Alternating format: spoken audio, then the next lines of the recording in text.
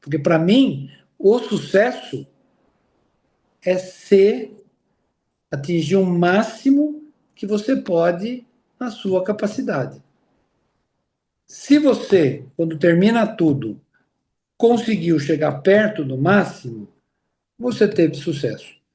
Agora, se você não conseguiu, não adianta você ter batido o recorde mundial de velocidade com 9 segundos e 2, se você podia fazer 8 segundos e 9.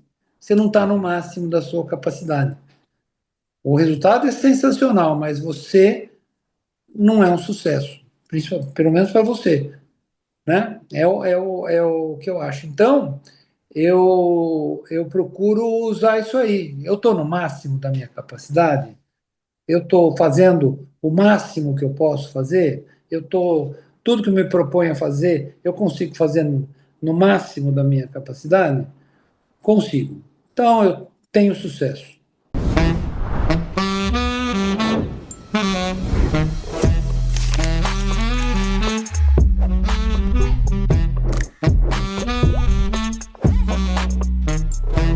Fala, doutores! Sejam muito bem-vindos ao maior podcast de desenvolvimento de carreira médica do Brasil. Hoje o episódio é bem diferente, porque o convidado é daqueles que viveu intensamente mais de uma vida. Foi 4 vezes atleta olímpico, conquistou o PAN de 87 com uma vitória histórica contra os Estados Unidos e no meio disso tudo formou-se médico, especializou-se na USP e encontrou o consultório, algo que ele descreve como a paz que nunca encontrou nas quadras.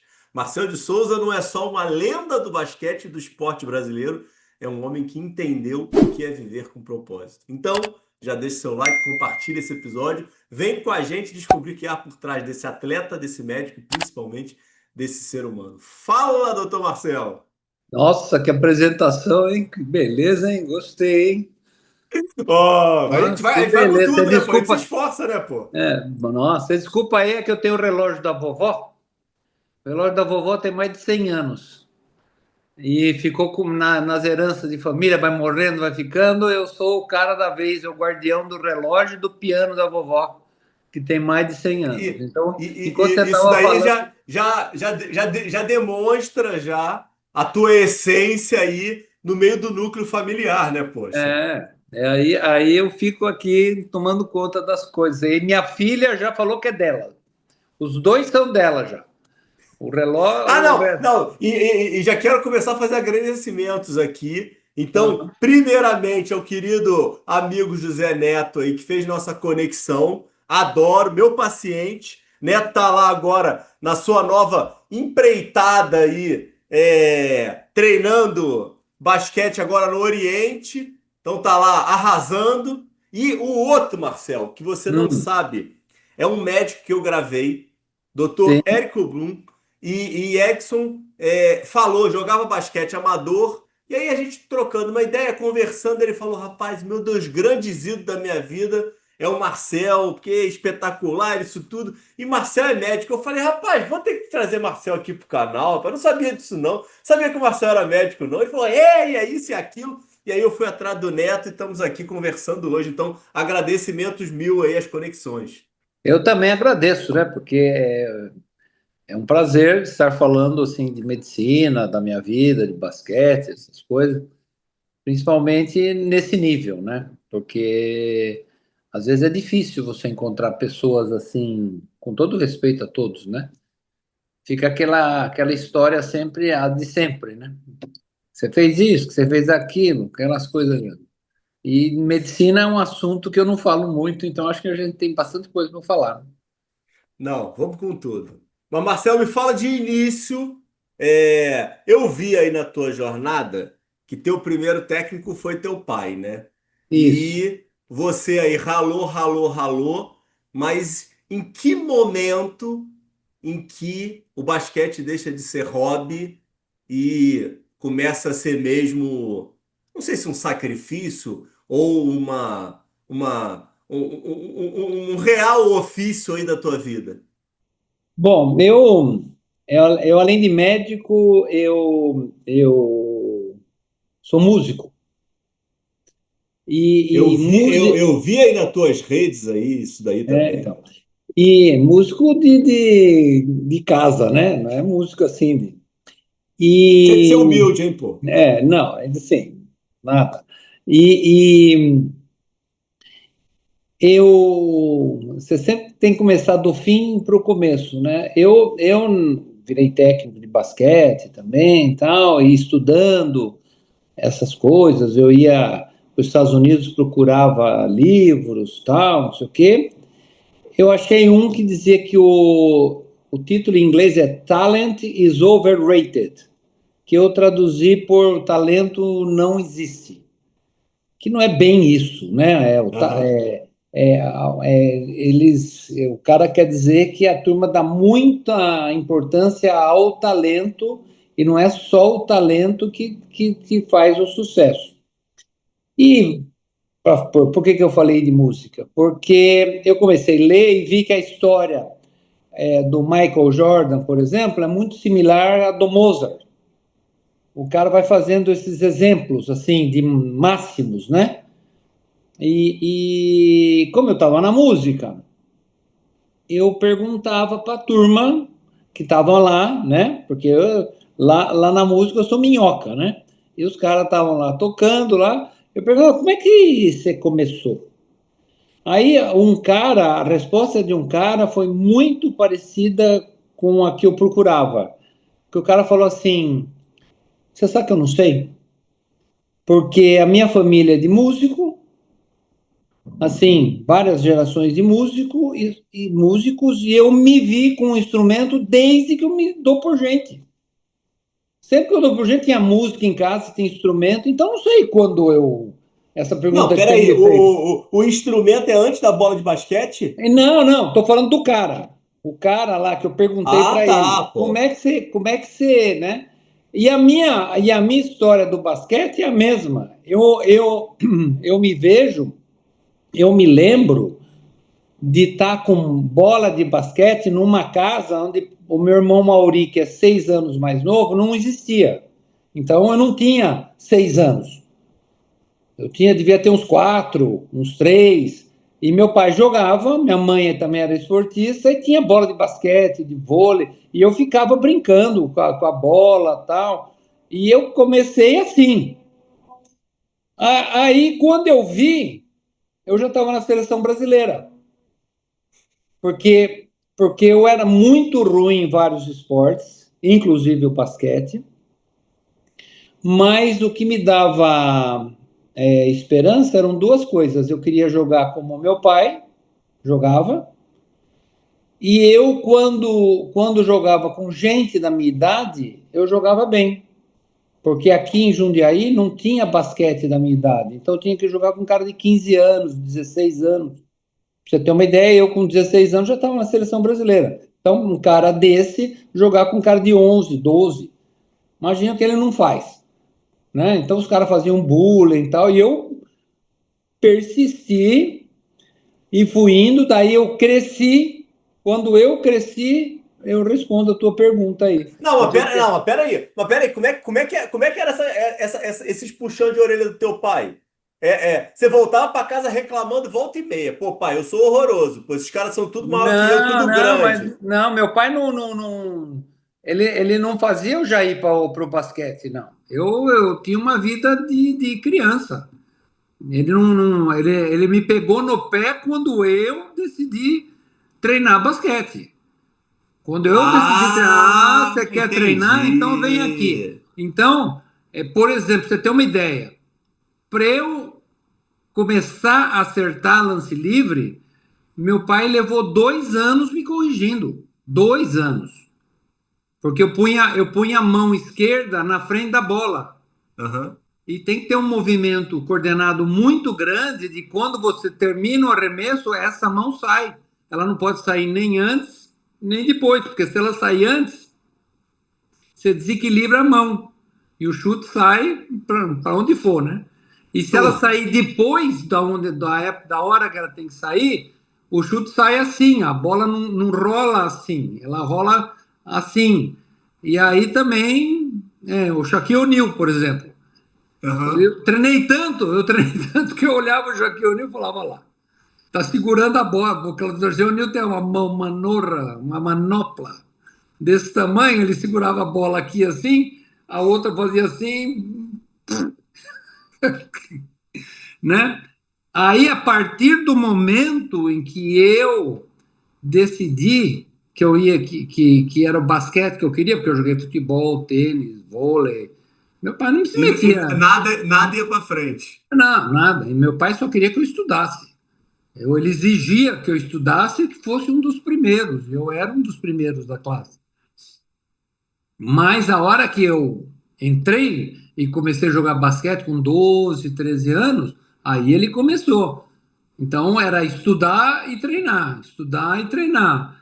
E ele falava para mim, ele falava para mim assim, basquete, na minha época se chamava-se bola ao cesto. Então, bola no cesto. Uhum. Você tem que treinar a bola no cesto. A bola, cesto, bolas. E aí eu comecei com 12, 11, 12 anos a treinar, treinar. Eu sofria bullying, mas eu ia indo. Eu posso descrever meus primeiros treinos de arremesso para você num ginásio grande assim que eu arremessava, a bola batia no ar e ia lá para o outro lado da quadra. Aí eu ia lá, pegava, arremessava, ela batia, vinha para o outro lado da quadra aqui, na arquibancada. Eu tinha que pular a arquibancada, pegar a bola. Tinha dado 2 chutes. Aí, aí eu arremessava de novo, saía correndo para pegar a bola, ela batia na ponta do ar e ia lá para o outro lado da quadra. Aí eu já estava lá do outro lado da quadra, Xuxa está daqui, né? Nessa quadra, nessa cesta aqui. Arremessava, ela caía na arquibancada. E assim foi até virar eu arremessar 1.000 arremessos certos por dia, todos os dias, né? Então é tudo bola na cesta, né? E meu pai que me ensinou os fundamentos do jogo de bater bola, passar bola e arremessar bola. E isso eu fazia direto. Passar. Mas esse ponto de disciplina e treinar muito, até quando você traz assim essa questão acadêmica, você já era um ótimo aluno, se dedicava e tudo mais. Já era inato teu? Ou você acha que teve um estímulo do teu pai? Não, é já era inato. Meu pai mandava fazer 10, eu fazia 100. No meio médico, eu tive essa conversa que eu estou tendo com você, né? Uhum. Eu treinava mil Imagino. arremessos, Uhum. 1.000 arremessos, como é que era? Os caras queriam saber. Como é que eu, que era o cara que eles viam na televisão, estava ali na USP fazendo é, especialidade de radiologia. Como é que é isso? Né? O cara estudou a vida inteira para estar lá e ele me via jogando basquete. Como é que é esse negócio? Né? Eu não falava que me ofereceram, né? Não é que eu prestei residência, eu era colaborador, mas fazia a mesma coisa. Aí eu contava como é que eu treinava, como é que eu fazia. Isso que você está Não, me mas como é que é cavando. renúncia, Marcelo? Como é que é. E a grande dúvida desse teu momento de juventude, de falar com, pô, com um atleta como do teu nível, é o ponto assim. Você não refletia, tipo, pô, todos meus amigos aqui estão indo pra farra, estão saindo. E eu tô aqui o dia inteiro jogando mil Isso. bolas aí, como você tá E falando. eu falava isso também. Teve um dia, meu pai era presidente do Clube Jundiaense, que era um dos melhores clubes da cidade. Ele era presidente do Clube Jundiaense. E contratou o show da Elis Regina. Elis Regina veio para Jundiaí, tá um show no Clube Jundiaense. Eu tinha 13 para 14 anos. Cidade parou. Parou para ir no show. Eu não fui. Eu não fui porque de manhã eu tinha que treinar. Minha mãe chegou e falou assim: Marcel, todos os seus amigos estavam lá. Só você que não estava. Meu objetivo não era ir, não era esse. Meu objetivo era acertar 10 seguidas. Eu tinha cesta na minha casa. Então eu falava isso para os caras, para terminar aquele raciocínio, eu falava para os caras da medicina, eles ouviam e falavam assim: isso é um comportamento obsessivo compulsivo, viu? Eu falava, é mesmo, era bem Não deixa de ser, né? obsessivo o negócio. Então eu ia, tudo me facilitava aqui em Jundiaí. O colégio era perto do lugar que eu treinava, do bolão. Aí eu chegava lá, começava a treinar, chegava meu pai, minha mãe, meu irmão, e aí a gente treinava aquelas coisas de família, eu ficava arremessando e tal. Aí eu voltava para casa, almoçava, eu já ia às 2, 3 horas da tarde, eu já ia de novo pro bolão, ia batendo bola pela rua até o bolão. E treinava até 7 horas da noite. Chegava em casa tinha cesta oficial. Meu pai montou uma tabela para mim no quintal de casa. Eu ficava treinando. Eu E você que levou teu irmão ou teu pai? Não, isso foi tudo. Meu irmão teve a mesma história, porque meu irmão ele ficava me vendo. Meu irmão é 6 anos mais novo. Eu tinha 12, ele tinha 6. Ele já fazia as coisas. Ele já jogava desde os 6 anos de idade, ele já jogava. E o Arividal até falou numa época aí, lá perto do Pan-Americano, falou assim: pô, seu pai jogou a receita fora, hein? Só fez 2. Puxa, porque o Mauri bateu o recorde de assistência de Olimpíada na armação, né? A vovó Não, aí. não, E, impressionante. Não, esses números aí que vocês conseguiram é completamente impressionante. mas, E nessa questão de bola, as metas eram sempre ampliadas quando você batia? era Porra, assim, 1.000 bolas certas, cara? eu conversava isso com o Oscar. Porque assim, quando você vai treinar arremesso, vamos falar de arremesso. Você não pode treinar de arremesso como os caras treinam hoje, conversando, fazendo reloginho. Sabe o que é isso? Reloginho, chuta daqui, chuta dali. Tá, aham, aham, aham. Faz aqueles joguinhos, vou jogar de reverstress com um coscolho, vai bater no teto do ginásio, entrar na tabela, vou chutar do meio da quadra. Não é isso. Você tem que delimitar a área que você joga, né? Foco. E ali você tem que martelar e você tem que ter objetivo. Então, o meu primeiro objetivo era fazer 10 lance livres seguidos. Eu terminei com o recorde de 209 lance livres seguidos. Entendeu? Era assim, Não, por não, não, quê? peraí, não, não. Você bateu 209 lance livre seguidos, Isso, certo? num treino da seleção brasileira, no Mundial da Argentina. A gente foi treinar antes do jogo e o jogo começava. Era muitos jogos no Mundial, né? Então era. Pô, tu chegou no jogo morto, Marcelo. Não, não chega, porque você está treinado, velho. Eu chutava. Se o cara que chuta mil arremessos certos por dia vai cansar porque chutou 209 lance livre, parado, não precisou pular. E eu sei que isso levou mais de 1 hora, já estava chegando a hora do jogo, do primeiro jogo da tarde, do Mundial. O pessoal já estava começando a torcer que você errar, né, pô? E o ginásio enchendo e eu lá metendo bola. Entendeu? Era assim. E tinha competição, Marcel? Saudável? A Você, competição, Oscar, a tipo, quem metia competição, mais isso daí ou não, não? não, Era muito individual, você com você mesmo. a competição era quem ficava mais tempo arremessando. Não era quem metia mais bola. Porque, porque não tinha diferença. A diferença é que os caras eram mais altos, mais fortes, ele armava o chute dele mais rápido e levava pancada e conseguia fazer o chute dele. Eu tinha que fazer um carnaval para ficar livre e chutar, entendeu? Ele já catava, já levava uma pancada, já chutava e já fazia. Mas assim, livre, eu e Oscar tem um treino gravado, eu preciso achar aqui em casa. O Cadum que filmou, sabe? O Cadum, aquele jogador, na Olimpíada de Barcelona, que foi a minha última Olimpíada. Nós ficamos arremessando os dois para ver quem errava primeiro. Mas foi um troço de louco que nós não erramos. Entendeu? Pô, e vocês tinham uma vítima para ficar pegando bola para vocês, cara? Então, essa é outra história muito engraçada, porque você já viu, não sei se você já viu o Oscar falar ele casou com a mulher dele porque a mulher dele pegava a bola para ele, né? Não sabia disso, não. Ele falava isso. Casei com a Cris, eu casei com a Cris porque a Cris pegava a bola para mim, pô. Quem é que vai pegar a bola para mim? Só a Cris pegava a bola para mim. E, assim, eu quando jogava na Itália, a babá da minha filha, Fernanda, que pegava a bola para mim.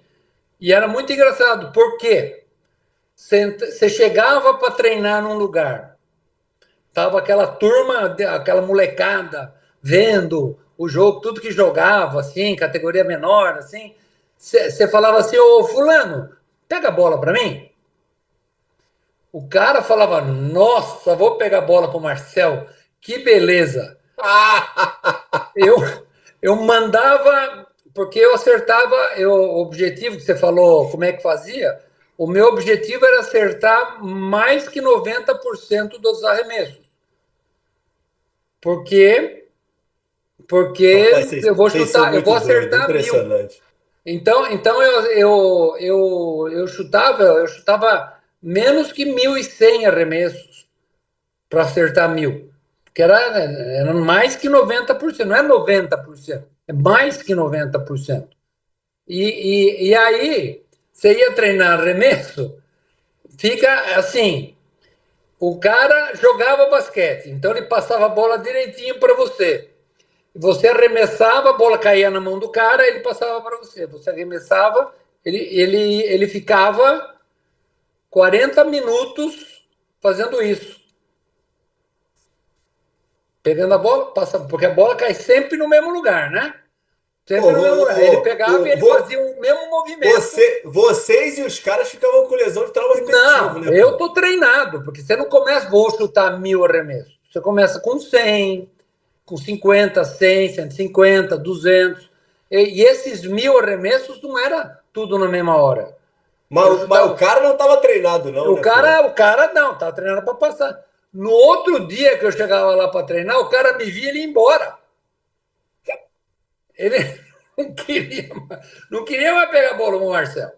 Ele me via que eu ia treinar, ó, o cara saía do ginásio correndo, porque ele sabia que eu ia pegar ele. Tanto é que eu valorizava muito quem pegava a bola para mim. Eu joguei em Santa Cruz do Sul 2 anos. No primeiro ano, quem pegou bola para mim é um técnico de basquete que está aí até hoje, chama Atos Calderaro.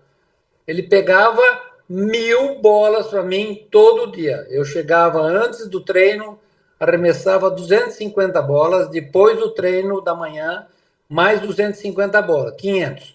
De tarde, eu chegava antes do treino, mais 250 bolas, 750. Terminava o treino, mais 250 bolas. Ele fez isso uns 4, 5 meses para mim, quando eu estava lá em Santa Cruz. Terminou o campeonato, nós pegamos o terceiro lugar, eu dei a minha medalha para ele. Legal. Porque, porra, se não tem ele, eu não acertava as bolas. E no outro ano, quem me pegou foi o Pereba, que hoje tem uns 40 e poucos anos. O Perebinha também morreu de pegar a bola, coitadinho, loirinho, pequenininho assim, ó. Hoje tem filho, né? Tá. Mas fala comigo até hoje. E dos jogos emblemáticos, antes da gente entrar na medicina, É, aquela tua bola do final do jogo de 78, né? Que é sim. aquela bola é fenomenal, tem que ver se arruma um vídeo para botar aqui. Ou foi a vitória com os Estados Unidos? Então, se você vai falar de coisa individual, aquela bola realmente é a última medalha de bronze, a última medalha do basquete masculino do Brasil Pô, aquela bola é em, espetacular, em cara. Mundial e Olimpíada. 78 é aquela bola porque eu fiz aquela cesta, entendeu? E o do Pan-Americano é uma mudança no jogo.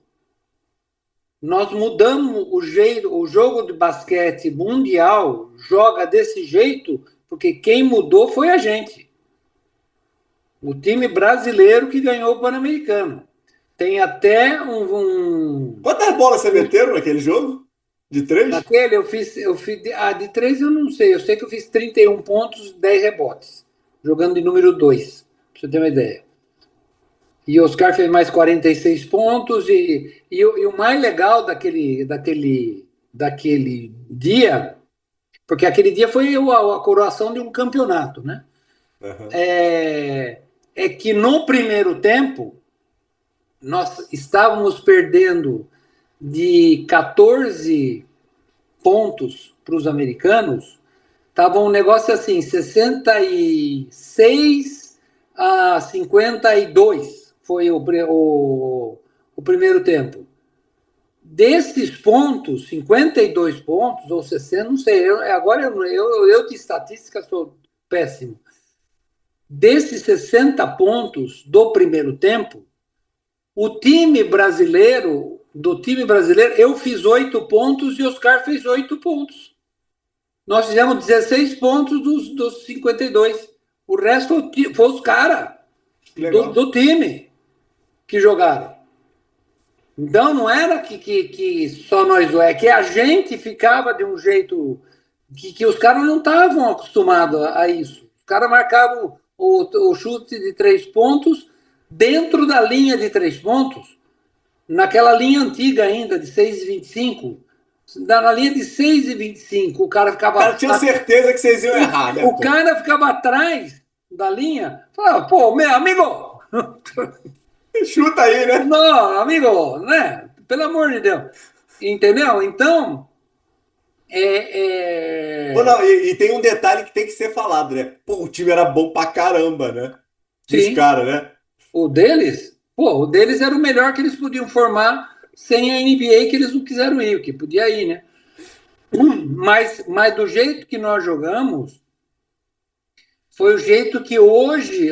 Então, isso que eu estava falando, tem um menino aqui do Brasil fez não é reportagem, fez um documentário Documentário. Uhum. sobre, não é sobre a vitória, sobre o que aconteceu ali tecnicamente, e ele usou, isso foi mais ou menos 2006, 2007, era a época que o Golden State estava ganhando os títulos com o Curry, dele, né?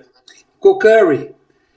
E ele mostrou o mapa de arremesso do Golden State e o mapa de arremesso desse time era idêntico. Eles eram idênticos, os dois mapas de arremesso. Ou chuta do perímetro ou chuta lá de dentro. O Golden State ganhou 4 títulos, sei lá, assim, e nós ganhamos o Pan-Americano assim. 30 anos antes, 20 anos antes. Loucura. Então nós mudamos. Depois disso, todo mundo começou a arremessar de 3 pontos, porque viu que funcionava. Tanto é que hoje ficou até feio, né? O basquete, porque ele é só isso, virou Mudou muito mesmo. Né? Um contra um coletivo. Né? Fica um cara com a bola jogando um contra um, não consegue passar para o outro, que joga um contra um, passa para o outro. Isso na NBA, né? Então Tá vendo o que vocês criaram, né, pô? Pois é, eu fico olhando e falo, nossa, mas. Não era esse o objetivo, né? Então, como a gente mudou o jogo, isso aí é mais importante, né?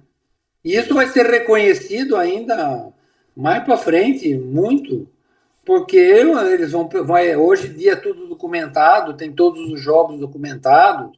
Você entra no YouTube, você vê todos os jogos daquele Pan-Americano, você vê que teve um jogo Brasil e México que foi muito mais arremesso de 3 que nós acertamos do que esse da final. A gente fazia cada um. Eu ia no contra-ataque 3 contra 1, eu parava para chutar de 3. Viu? Nossa, eu joguei na Itália, eu sempre falo isso até hoje. O Marcel vinha no contra-ataque 3 contra 1, estava de 3. Teve um técnico que me questionou isso, um técnico da seleção. Falava, escuta, não é mais seguro você pegar e ir lá 3 contra 1 e lá fazer a bandeja? Para mim, não. Eu falei, não é mais seguro. Por quê? Se eu fizer 10 bandejas 3 contra 1, eu sou capaz de errar uma. Então, vou fazer 18 pontos. E se eu fizer 3 contra 1, chutar de 3, eu vou acertar 8. Eu vou fazer 24 pontos. E ele Entendeu? ficava quieto? Ué, vai falar o quê? É um número. Não, e número que você entregava, né? Isso é número. Entendeu? Isso não tem como, é número. E, e tinha mais dessas coisas assim, de arremessar, Não, a gente treinava muito, cara. Muito, muito, muito, muito, muito, muito. Você não acredita? O nego apagava a luz do ginásio para a gente ir embora, porque eu ficava nesse negócio com o Oscar, porque a gente treinava, mas ele treinava numa sexta e eu na outra. Porque terminava o treino normal, né? Terminou o treino normal, certo? Terminou. A gente ficava. Pô, vocês não podiam treinar na mesma sexta, não, porra? Não, mas como? Sabe? Não, Para pô, que não treinar? dava, porra? Eu Um em passar, cada eu vou, lado, eu porra? vou ficar passando bola para os caras arremessar? Tá? Tô louco. E a mesma coisa ele. Então eu ficava num lado, ele ficava no outro. Eu falava assim, eu só vou embora quando ele sair. Aí depois eu falei isso para ele, ele falou assim, ele pensava assim, se esse cara tá achando que eu vou sair antes dele, ele tá louco. Então o que que acontecia? Apagava a luz do ginásio. Ou os caras no ônibus buzinavam, sabe? Que loucura. Não, Isso, mas, isso não é um campeonato. Isso aí é desde que eu me tornei jogador, com 17, 18 anos. Eu ficava arremessando, e, arremessando. e, e o maior maluco mesmo que bateu contigo nisso foi o Oscar. É, eu e os Nos, caras, a nos gente. clubes, ninguém nunca Não, conseguiu, daí, ninguém daí nunca. não. Daí isso aí foi passando, né? Depois nós tivemos grandes Não, não, mas pera arremessadores. aí. Não, não é questão de grande apresentador, não é isso que eu tô falando. Eu tô falando na hora do treino, teve algum louco nos clubes que desligava a luz que nem o Oscar desligava com você? Sim, não. Não, né? Isso é não. Isso é além da. O cara fala, vou treinar hoje. Treinava 1 hora, 2 dias. Depois ele falava, na Itália Isso que não o é pra mim, campeonato. não, né? Cara, na Itália era assim. Os caras, eu era o estranho. Na época que nós jogamos na Itália, na época que eu joguei na Itália, o, o campeonato italiano permitia apenas 2 estrangeiros por time. Uhum. Tinham 16 times na primeira divisão e 16 times na segunda divisão. 32 times. Eram 64 estrangeiros. Então, eu era um deles. Eu joguei lá 6 anos, o Oscar jogou quase 20 anos lá, né? O cara chegava para treinar 10 horas da manhã, eu estava treinando. Eu já estava treinando. Então, era uma questão de os negros falavam, nossa, os caras iam embora 11h30, meio-dia, eles saíam do banho, eu estava treinando. Tá? Chegava às 5 horas da tarde para treinar, eu estava treinando já antes. E para ir embora também, ficava todo mundo vendo, tinha torcida. Lá na Itália, no time que eu jogava, a gente chamava dos caras os corvos. Eles ficavam na arquibancada só olhando assim. E eu lá arremessando, tinha que chegavam mais cedo, entendeu? Mas não tinha. Aí o cara falava assim: também vou fazer igual. Pensa que é fácil? Pensa que é assim? Hoje, agora eu decidi que eu vou fazer igual? Dá dor em tudo quanto é lado se arremessar 100 bolas por dia. Sabe? Você não Imagina. teve lesão séria, não, Marcelo? Eu tenho prótese de joelho, velho. Eu torci, Mas, eu torci, eu torci o joelho no Ibirapuera em 81. Aí tiraram o meu menisco. Não era que nem hoje, não tinha Sim, sim, artroscopia. sim, sim, sim. Tiraram meu menisco. Imagina, isso aí me deu uma artrose que em 2015 eu fiz prótese de joelho. Eu tive fratura de crânio, eu levei um karatê, assim, o cara foi numa bola perdida, assim, pegou bem aqui que eu fraturei o crânio. Nessa época do joelho, você fica um tempo sem jogar? Eu fiquei 2, 3 meses, né? Sem jogar, depois fiz fisioterapia, mas daí já era diferente, porque antes eu jogava, o cara não sabia nem para onde eu ia sair, porque jogar para direita e jogar para esquerda, para mim era a mesma coisa. Com o joelho ruim, eu só saía de um lado. Então eu me limitei muito. E depois outra, a medicina, é, eu parei de treinar desse jeito assim. Não, então vamos entrar agora É. exatamente nesse ponto. Então, Onde é que aparece a medicina? Você, atleta de alta performance, treinando pra caramba, o que que você inventa de fazer medicina? então, a gente não inventa de fazer medicina. Quer dizer, eu digo que a medicina é uma missão. Você não é você que quer fazer medicina. A medicina é que te chama para fazer medicina. Como é que você começou a fazer medicina? Você me explica. Como é que foi? Agora eu vou fazer medicina. Como é que. Eu inverter a entrevista antes de eu falar minhas coisas. Vo- Como é que você resolveu fazer medicina? Vocação total. Como? Mas Eu como? te... Não, Como? vamos lá. Ah, Eu tenho mãe médica que hum, me estimulou bastante e aparece o desejo de, de fazer a medicina. Eu falo muito disso. Eu peguei fogo com 6 anos de idade, Marcelo. hum, Um churrasco na casa da minha avó, virei uma tocha humana sim, e fazia aqueles tratamentos com banheira de permanganato e esfregava o meu braço para não ficar aquelas cicatrizes, né? sim. Ah, Graças a Deus não ficou nada.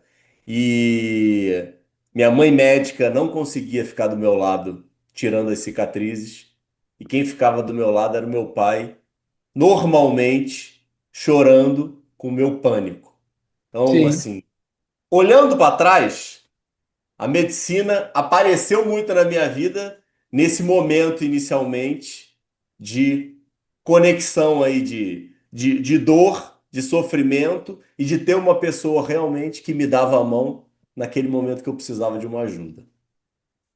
Entendi. Mas isso não é porque você fez fazer medicina. Eu também tive gânglios. Ninguém sabia. Tinha uma cadeia ganglionar que cresceu aqui. Eu tive que tomar um mês, durante 30 dias, uma injeção. Eu ia na farmácia com a minha mãe, tomava a injeção, minha mãe comprava 3 pacotinhos de figurinha para mim na banca, Com que idade isso? com 6, 7 anos. É mais ou E, menos e, natural. aquele, e aquele barulho, o cheiro do negócio da farmácia, aquilo também impregnou em mim. Mas, eu vou te contar a minha história agora. Eu fui precoce no basquete. Com 15 anos, eu fui revelação do adulto aqui em São Paulo.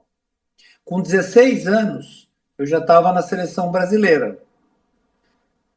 Com 17 anos, eu era cestinha do campeonato estadual, do brasileiro, do campeonato. Tudo que tinha campeonato aqui no Brasil era em todas as categorias que eu jogava. Eu jogava no infantil, no juvenil e no adulto. Aí eu fui para a seleção brasileira e lá eu também jogava, porque eu jogava com esses caras no clube. Só que chegava na hora de jogo mesmo, eu jogava o que a gente chama de tempo morto. Ou seja, quando definia o resultado, entrava o Marcel.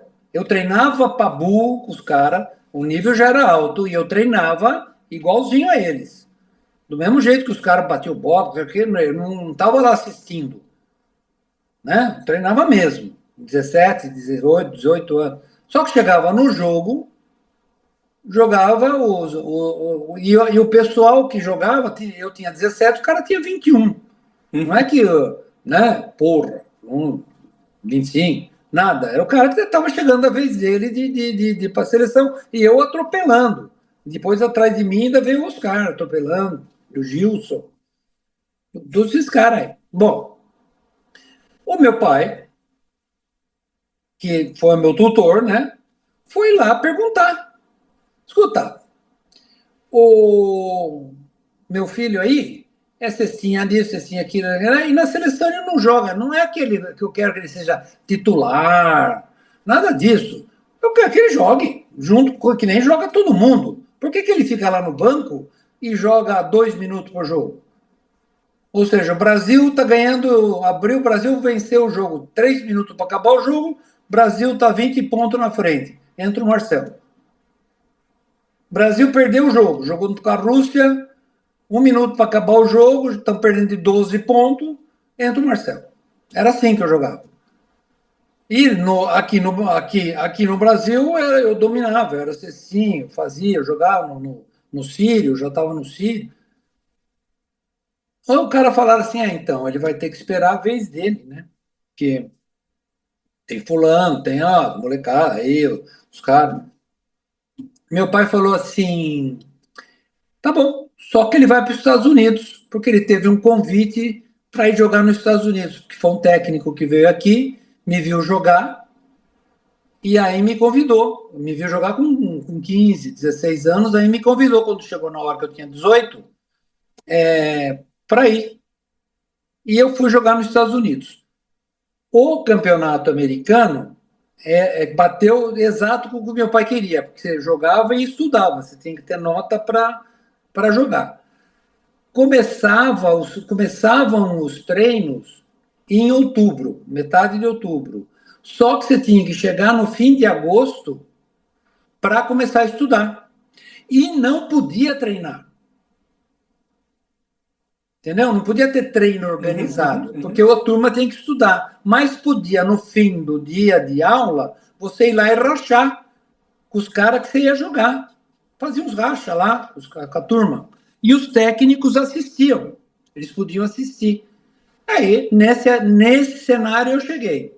Eu cheguei, eles começaram a fazer teste comigo. Primeiro, tinha uma cesta lateral, assim, que lá tinha um monte de cesta além da principal, que o aro passava 1 polegada da bola, era maior 1 polegada da bola, 2,5 centímetros do perímetro da bola. Falei, opa, é nesse que eu vou treinar, né? Pô, tô acostumado, né? Se eu meter bola aí, né? Então você vai chutar lance livre, a hora que você estiver pronto aí, filho, você vai chutar lance livre, você vai chutar 50 lance livre, nós vamos contar. Peguei a mira lá, então falei, beleza. Arremessei os 50, fiz 36. Os caras falaram assim, ninguém fez isso aqui. Aí tinha uns lugares onde você encostava para ver quem pulava mais alto. Eu fui o cara que mais pulei lá. Aqueles tênis que All-Star que as meninas usam agora, né? Que a gente treinava. E no treino, eu jogava o que eu jogava. Ué, o que eu vou fazer? Bom, não deu um mês de treino, quer dizer, não começou o treino, né, de regular. Meu técnico me chamou e falou assim: então, se você jogar 4 anos aqui, porque antigamente não era que nem hoje, que o cara joga lá na Iugoslávia e vem jogar aqui. Só quem era nos Estados Unidos que eles pegavam para a NBA. Se você jogar aqui os 4 anos, você vai jogar na NBA. Eu peguei e liguei para o meu pai. E meu pai me mandou voltar. Falou, não, não vai jogar na NBA, não. Porque perdi a condição de amador. Aí, por outro lado, meu pai foi lá na CBB, lá na Federação Paulista, lá e falou assim, então, vocês não queriam que o Marcel tinha que esperar a vez dele? Agora ele foi treinar lá, ele vai jogar na NBA. Os caras... Ficaram loucos. Mas foi uma revolução, os caras ficaram loucos, mandavam um telegrama, os dirigentes ligavam, e não sei o quê. Eu sei que tinha em setembro, no fim de setembro, tinha um Pan-Americano no México. Eu nem ia, porque eu estava lá treinando. Não, está convocado, é obrigado. Era que nem serviço militar. Você está convocado para defender o Brasil. Eu tive que voltar. Aí ali eu joguei, viu?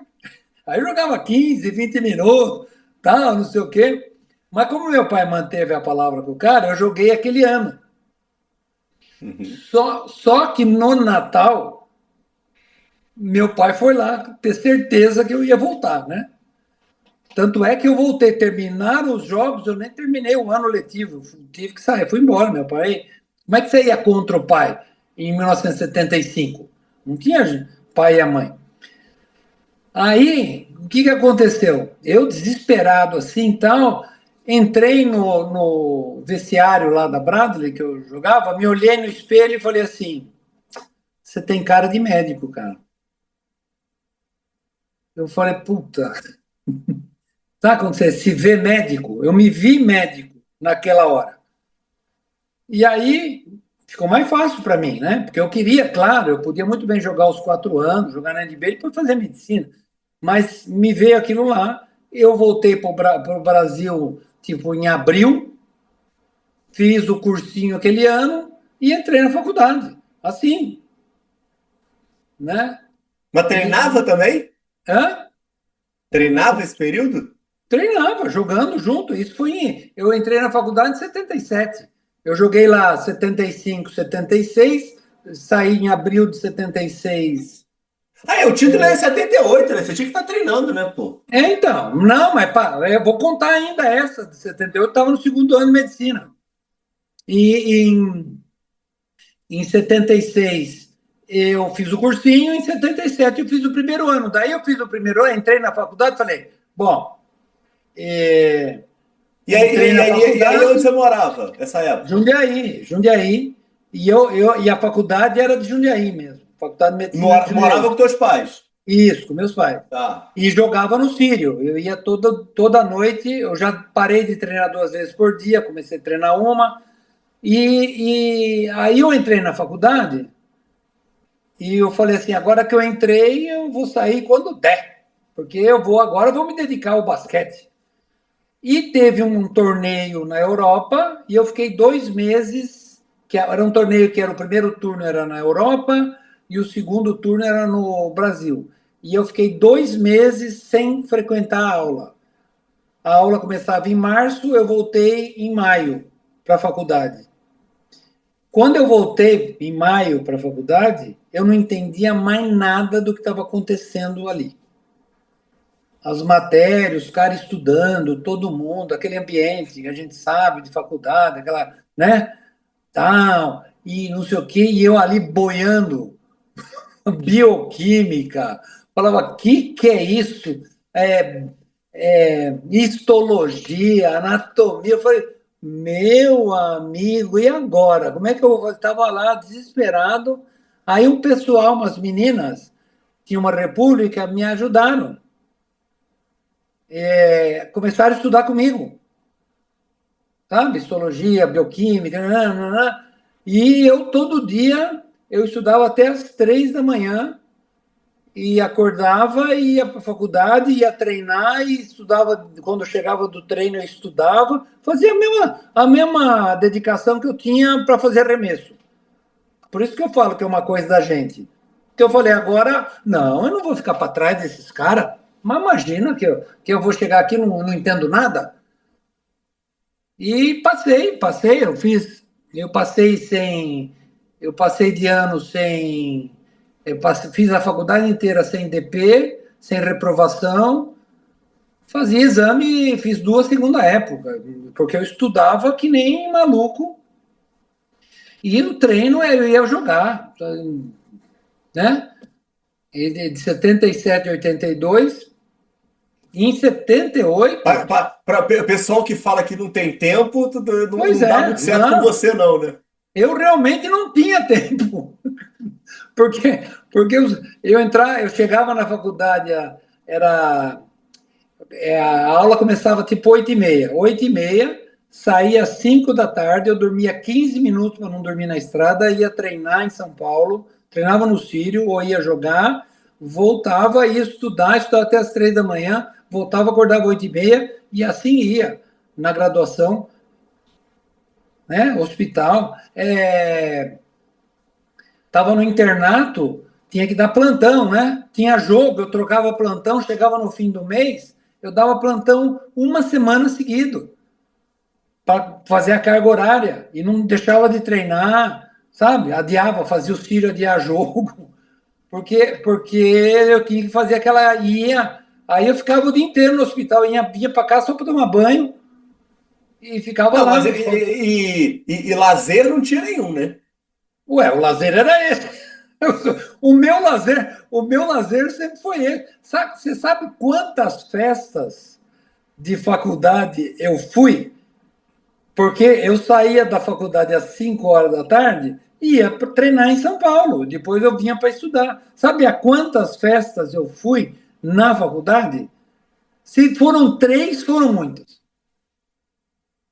Sabe? Não dava para socializar fora da, da, da, da faculdade. Não dava.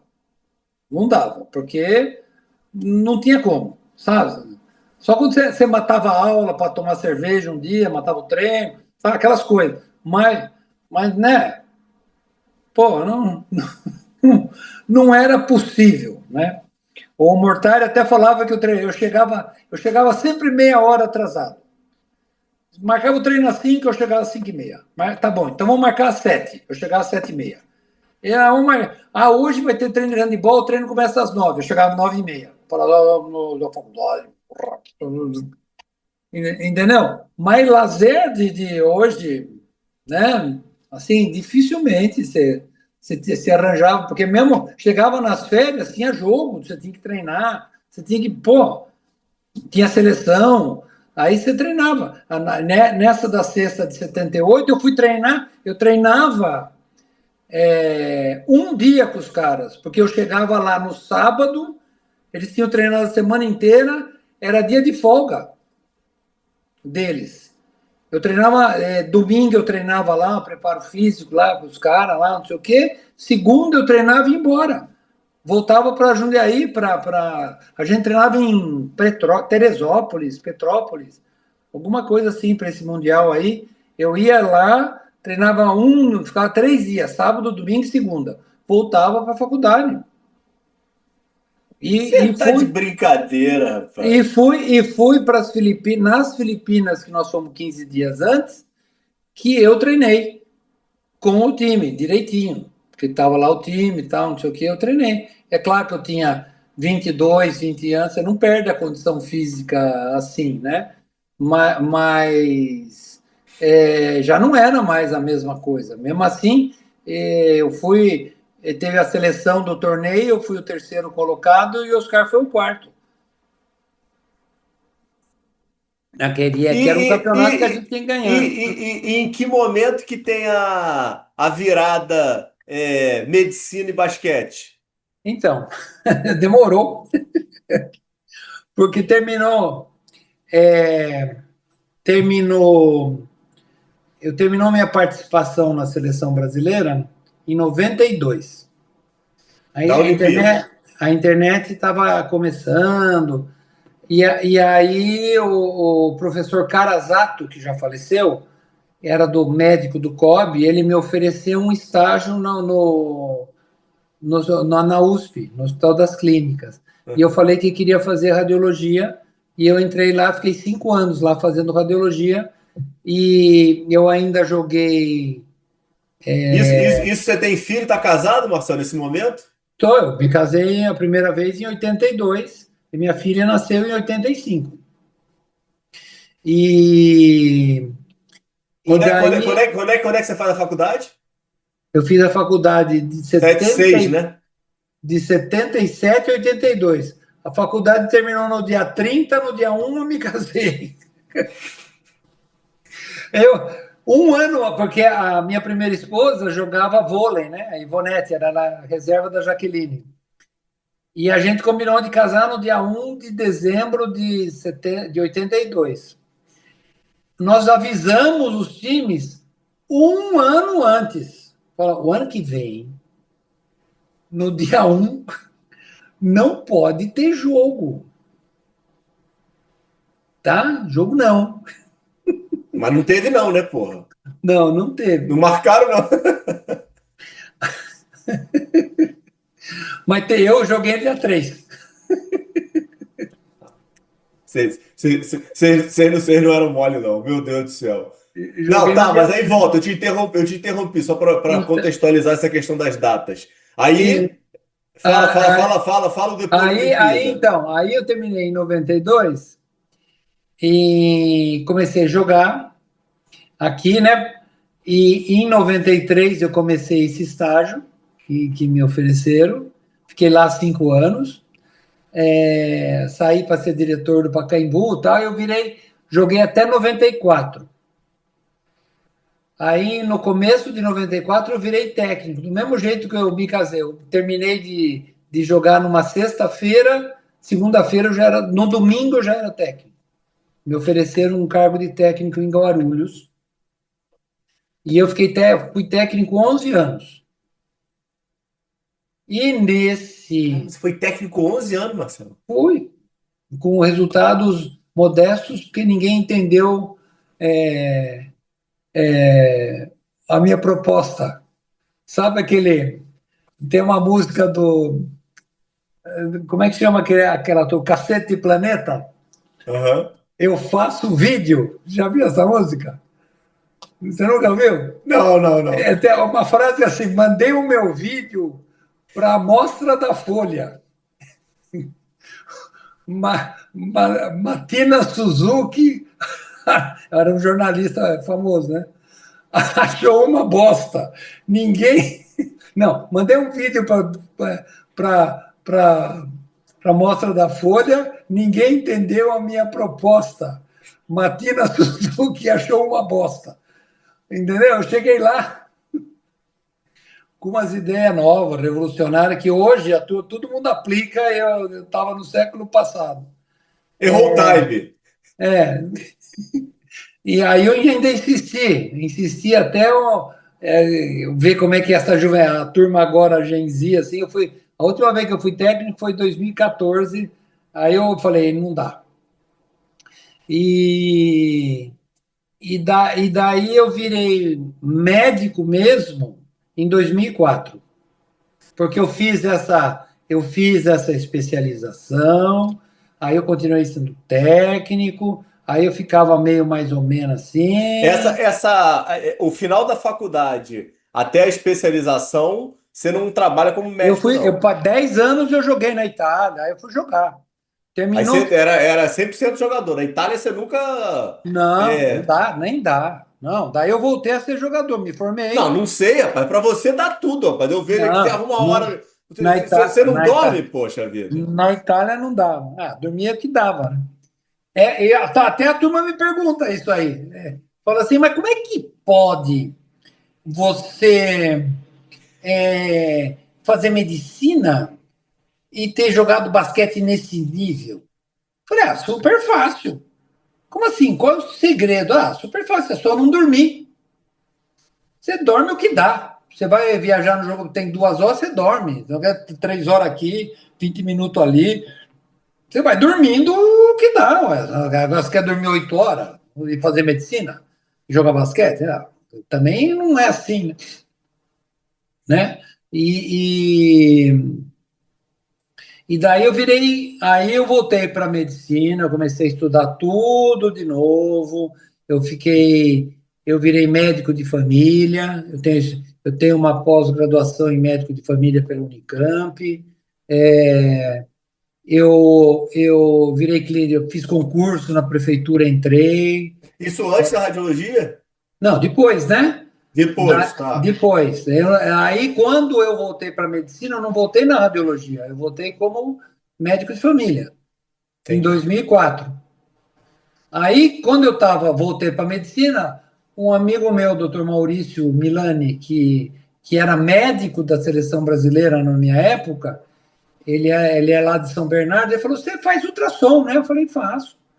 Você não quer fazer aqui na maternidade? Eu falei: Quero. Porque eu lembrava, assim, né? Aí eu Uhum, comecei também devagarzinho no ultrassom, eu tive que fazer mais curso para me especializar. Eu tenho RQ uhum. em ultrassonografia, ultrassonografia geral. Essa foi outra também, porque eu falei, claro, sabe, eu estou fazendo ultrassom, eu tenho o background da USP e tal, mas assim, eu não sou especialista, não fiz residência. Aí acontece algum rolo, eu erro um diagnóstico, você sabe, nós estamos nesse meio. Você Sujeito a isso. tá sujeito. Aí, vai ver, eu eu sou clínico, sabe? Não tenho especialidade, nada. Então, como é que faz para ser especialista? Porque eu já tenho ultrassom, a radiologia eu fiquei 5 anos. Aí eu fui ver, aí eu fiz um curso num lugar de ultrassom, daí fiz a prova e aí tinha que fazer essa prova aí. Eu comecei, a prova era em junho, eu comecei a estudar em outubro do ano anterior. Aí eu acordava eu tinha que começar a trabalhar às 7, eu acordava às 5h15 eu estava estudando, até às 6h20, 6h30, por aí. Aí eu tomava banho, tomava café da manhã e ia trabalhar. Ou saía de carro e tal. Eu fiz isso durante uns 8 meses. Aí chegou um médico que trabalhava comigo, falou assim, falei, vou fazer a prova do título, né? Uhum. E aí ele falou assim, você está estudando? Eu falei, desde quando você está estudando? Aí ele me incentivou. Eu falei assim, desde outubro do ano passado. Ele falou assim, muito pouco tempo, não vai dar. Eu falei, vai falar Tudo não que eu para mim? precisava escutar. Agora você vai falar isso para mim? Peraí, você vai ver. Bem de esportista, né? Eu acho que você não consegue fazer isso. Eu estudava, saía de férias, eu devorava os livros, tinha uns livros para estudar.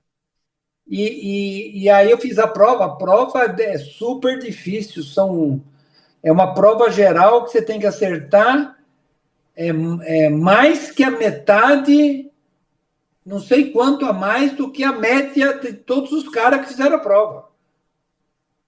Entendeu? Então, se a média dos caras que fizeram a prova é 7, você tem que tirar 8, 8 e pouco, senão você não passa de fase. Não é assim, tem que tirar 5 e vou. Sim, sim. Entendeu? Aí tem prova prática.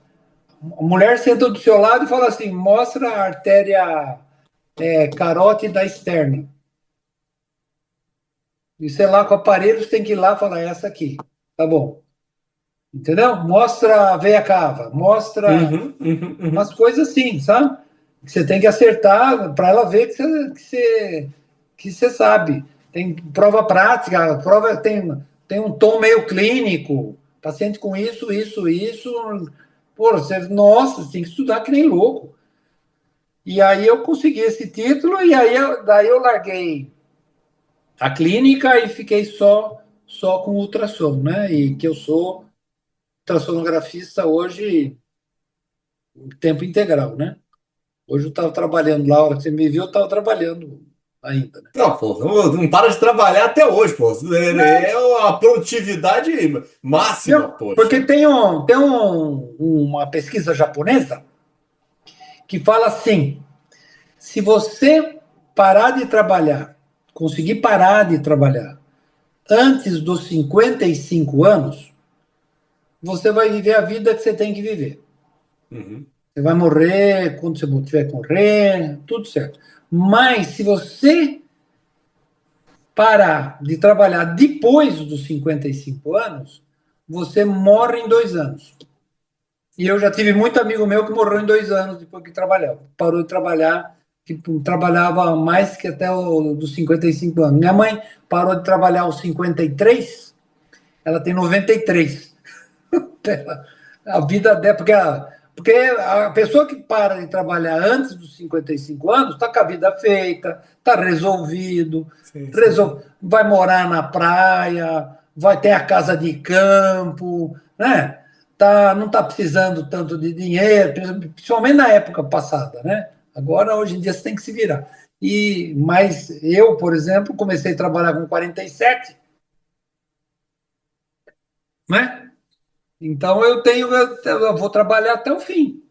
E você vai me ver assim até o fim da vida, não vou E parar. o basquete dava dinheiro, Marcelo? Dava. Mais que dá dinheiro, isso eu percebi só mais tarde.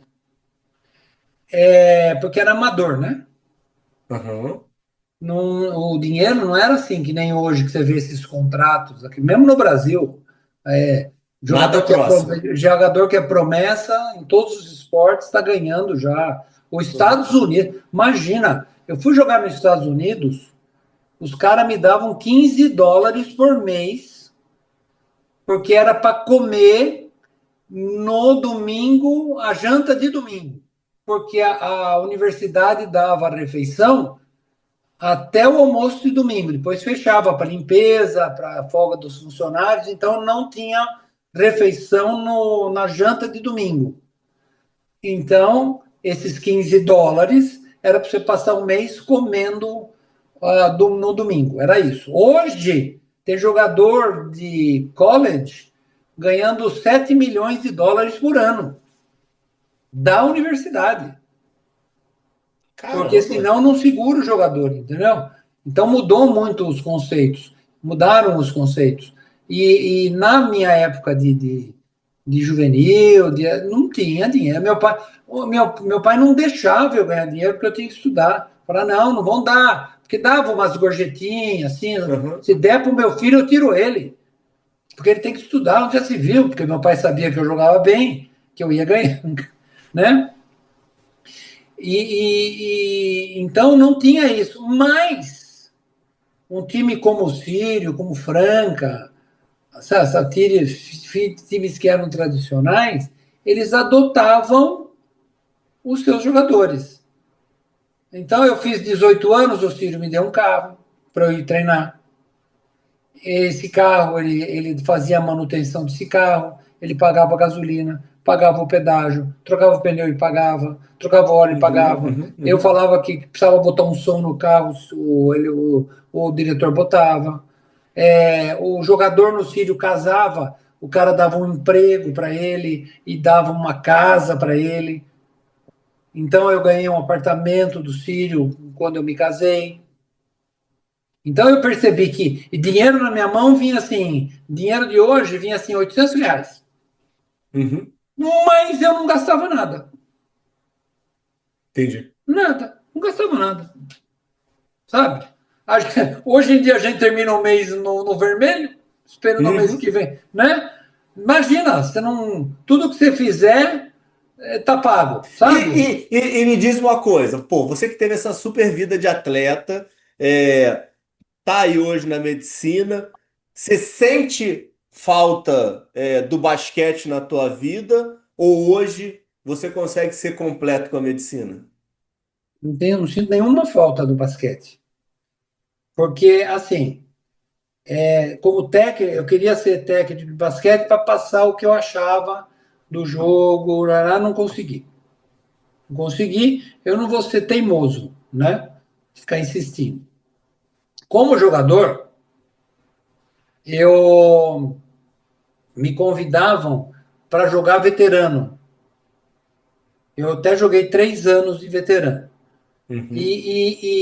Assim, eu não conseguia mais jogar do jeito que eu jogava. E o pessoal, eu era o gatilho mais rápido do Oeste. Todo mundo queria me marcar, todo mundo queria me dar pau, todo mundo queria, sabe? Ah, hoje eu acabei com o Marcel Sim, sim, sim, sim, no sim. 40 a mais, no 50 a mais. Eu falei, não tô aqui, ainda tinha o joelho ruim. Imagina, os caras marcando homem a homem, botava um cara mais novo para me marcar, tinha torcida que vaiava. Eu falei, que? Ô, não tô para então jogar. Você não jogo mais como eu jogava antes. Outro dia eu falei assim, pelo menos no aro eu passava isso aqui do aro, ó. Machucava aqui, ó, do aro. Eu fui lá, e falei, pelo menos no aro eu pego, né? Fui lá na quadra, olhei pro aro assim, falei, porra, mas subiu o aro, né? Peguei a redinha.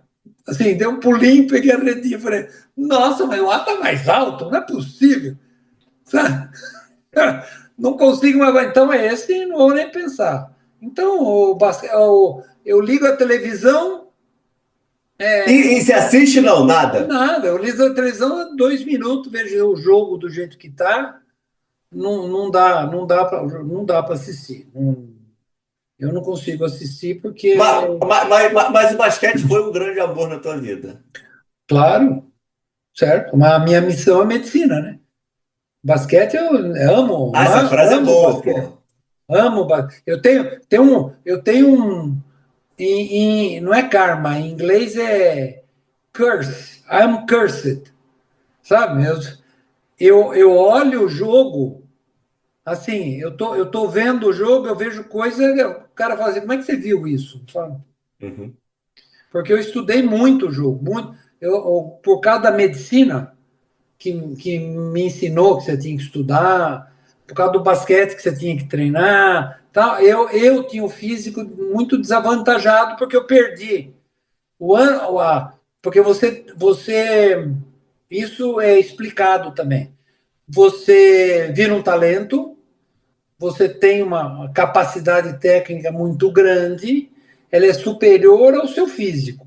É aí que você se machuca, alguma coisa assim. Daí, dos 17 até os 25 anos, você desenvolve o seu físico para aquela técnica. Uhum. Você vê, pode ver, o Michael Jordan machucou, né? A turma, o cara tinha mais, ele via mais coisa que ele podia fazer e o físico dele não suportava, quebrou o pé. Eu Uhum. quebrei o pé também, tive. E só que nesse período que eu tinha que usar para treinar, para confirmar o meu talento, o meu físico, eu fui estudar medicina e não treinava.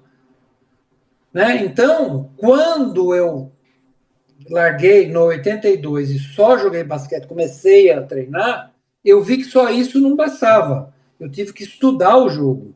Então eu estudava o time adversário, eu estudava o meu time, onde que eu podia ficar livre, eu conversava com o técnico, eu fui estudando, eu ia ver biografia de técnico, biografia de jogador, livro técnico de basquete, tudo isso eu fazia, né, para eu recuperar uma certa vantagem, né?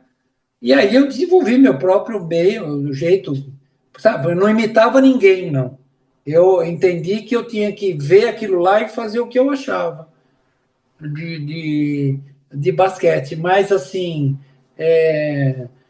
a diferença de jogador para técnico é muito grande. Assim, eu percebi logo isso. Porque o técnico está na dependência do jogador. Filho, eu jogava, eu mudava ataque, eu mudava defesa, eu xingava o meu jogador, o meu companheiro de time. O cara me pedia, me dá na cara, porque eu tô dormindo. Eu ia lá e pum no pescoço do cara, acorda, negão. Aí eu demora. Aí o cara vinha, eu também quero, pum, e batia nos caras. E vamos lá, o que você está achando? Eu fui fazer isso como técnico, os caras olhavam para mim assim, ó, que esse cara? Sabe? Porque muda. Dirigente também, dirigente, ai, Marcelo, porque eu resolvia todos os problemas. Sim, sim. Na seleção brasileira, os caras, a gente dava embarque, marcava assento, alugava carro, porque a gente tinha cartão internacional e no Brasil ainda não tinha. Então chegava num lugar estrangeiro, para a gente se movimentar, para treino, não sei o que, a gente alugava carro. Isso é muito Ah, estranho. pagava conta no restaurante pro time. Seleção brasileira de basquete, porque a gente fazia isso aí mesmo, tal.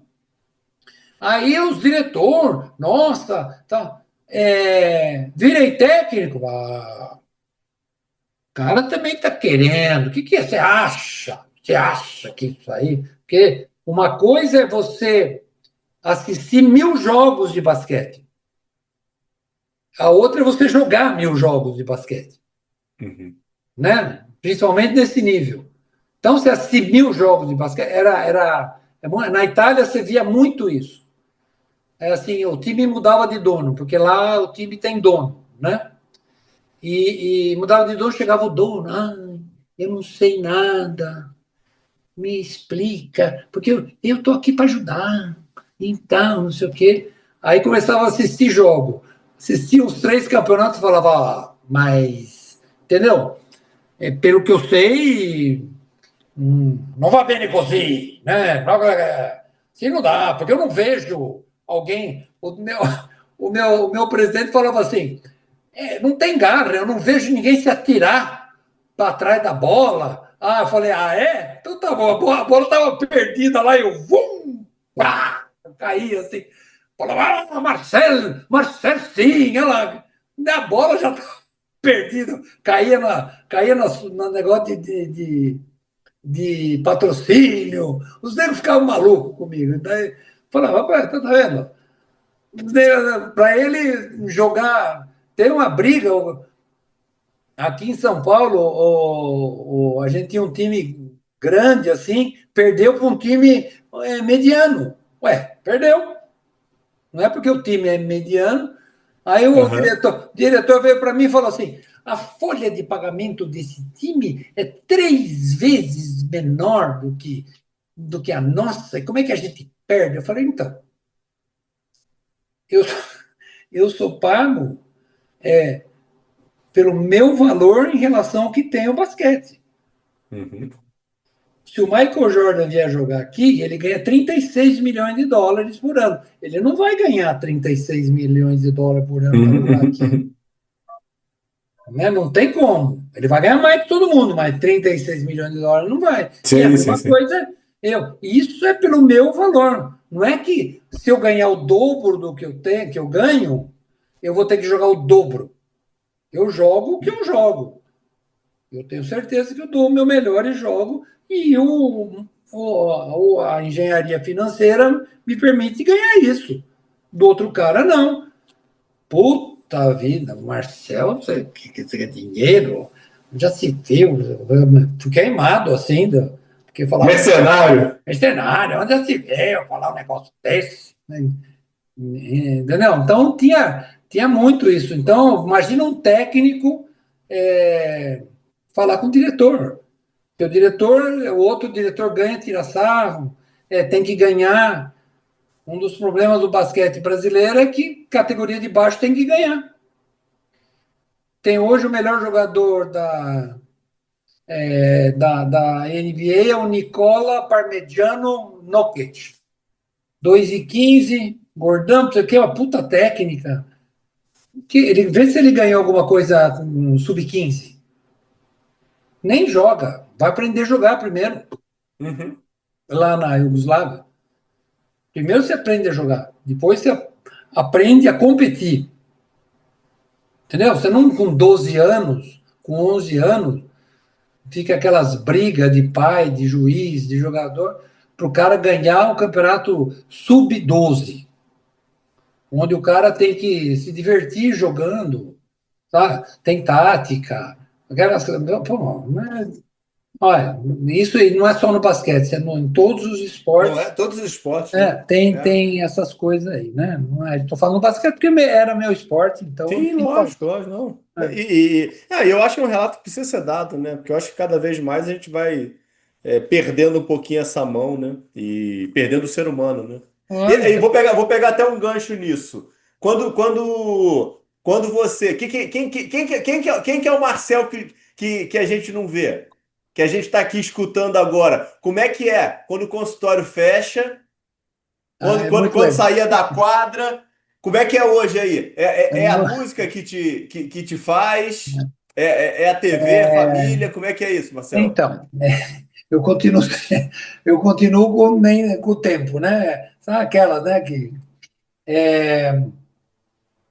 basicamente eu não faço muita coisa assim, não. Eu toco música, né? Toco saxofone, rudimentos de piano e bateria. Tem Então que eu tocar o tenho, piano da tua avó, né, pô? eu fiz um curso de técnico de música, porque também não ia ficar só tocando por tocar, então eu sou técnico de música, sabe? Teórica, essas coisas todas. Mas é assim, hoje você teve um exemplo muito grande, né, da minha atividade, né? Eu trabalho das Hoje eu acordei, acho que 4 horas da manhã, porque eu estava na minha outra casa, que no meu terceiro casamento, tem duas casas, né? E para vir dessa para trabalhar, tive que acordar cedo. Mas normalmente eu acordo 5 horas da manhã, 6 horas da manhã. Aí eu entro numa salinha escura e fico vendo uma telinha até, até o almoço é lá mesmo, é engolido, e até 6 horas, 6:30, depende daí do que você tem, né? Quando você vai para outro lugar. Aí eu chego aqui em casa, você viu também a hora que eu cheguei. Hoje, se não tem essa conversa aqui, eu já tinha jantado, tentado ligar a TV, mas já tinha dormido. No final de semana, eu, graças a Deus, consegui não trabalhar mais no sábado. Então, no sábado, eu descanso, né? Eu faço telemedicina com imagem, né? O laudo raio-x, essas coisas. E às vezes tô na praia, vou na praia, cerveja, né? Domingo você já não consegue fazer muita coisa, não, porque na segunda tem que trabalhar, né?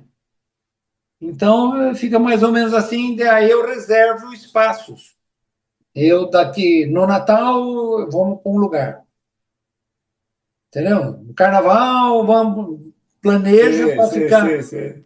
né? Para ficar assim, mas eu não tenho tirando a música assim, eu não tenho alguma coisa fixa de E, diversão. e, e a pergunta fatídica de Fala Doutores.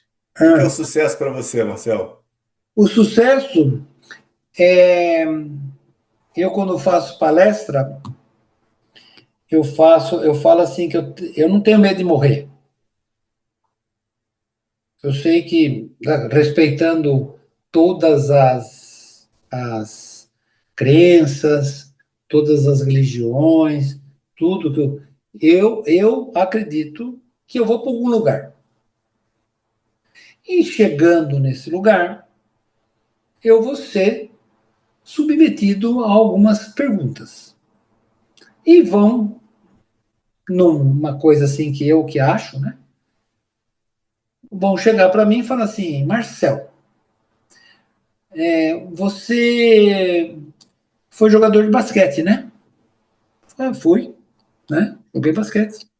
Por que você não foi igual ao Michael Jordan? Do jeito que, né? Por que você não foi um Michael Jordan?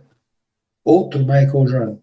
E eu olha, muita sinceridade, vou falar assim: não fui o Michael Jordan porque eu não sou o Michael Jordan. Tá? Eu sou o Marcel e, né, Marcelzinho das Candongas no jogo lá, fazia cesta de longe, passava a bola, batia a bola, né? O jogador, né, teve meus momentos de glória, mas fui, fui um jogador assim. Ah, tá. Então, você foi médico também, né?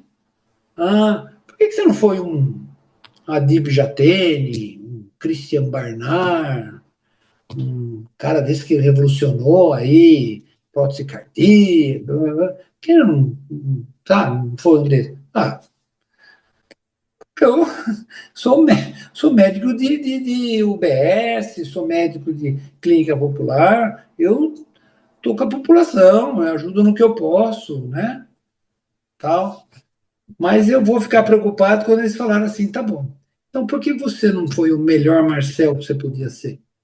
Aí eu vou ficar preocupado, porque para mim o sucesso é atingir o máximo que você pode na sua capacidade. Se você, quando termina tudo, conseguiu chegar perto do máximo, você teve sucesso. Agora, se você não conseguiu, não adianta você ter batido o recorde mundial de velocidade com 9 segundos e 2, se você podia fazer 8 segundos e 9. Você não está no máximo da sua capacidade. O resultado é sensacional, mas você não é um sucesso. Pelo menos para você, né? É o que eu acho. Então, eu procuro usar isso aí. Eu estou no máximo da minha capacidade, eu estou fazendo o máximo que eu posso fazer, tudo que me proponho a fazer, eu consigo fazer no máximo da minha capacidade? Consigo. Então, eu tenho sucesso. Não, não consigo, não consegui, não foi. Então, eu preciso melhorar ainda, porque não está bom. O que eu estou fazendo, às vezes, para mim, pode ser ruim, mas para um outro, fala, nossa, o Marcel fez isso. Mas o sucesso, eu acho que é essa percepção que você tem de você. Maravilha, meu mestre. Então, tá bom. Excelente. Poxa, uma grandíssima honra e satisfação aqui ter conhecido essa tua jornada de perto. Peço aqui desculpas públicas por ter aí te perturbado até esse horário tarde aí Imagina. Vai cedo desse ainda. teu dia aí, esse teu dia todo de trabalho e você aí conseguiu compartilhar realmente aí sua alma, trazer aí milhões de histórias que fazem parte da vida aí dos brasileiros e ao mesmo tempo trazer aí esse teu lado médico, Então, humano e real. Obrigado, Marcelo. viu? Eu que agradeço, porque você sabe que a gente faz, você tem a sua responsabilidade social, né? Eu, assim, eu tive uma história e essa história as pessoas gostam de replicar e o método para fazer isso é mais ou menos igual ao que nós fizemos hoje. Mas, assim, eu já sabia que hoje ia ser especial, porque eu vi lá, você me mandou, né? Quando você se apresentou, tal, não sei o quê, blá, blá, blá, você me mandou o que você faz, né, desse programa. Eu falei, esse eu faço questão de aparecer, porque realmente é uma coisa muito é, gratificante poder falar essas coisas que nós conversamos hoje, do jeito que nós conversamos hoje, viu? Eu é que te agradeço a oportunidade que você me deu de eu me expressar nesse nível. Obrigado, Marcelo. Pessoal, fica com Deus. Terça-feira que vem a gente se vê. Até.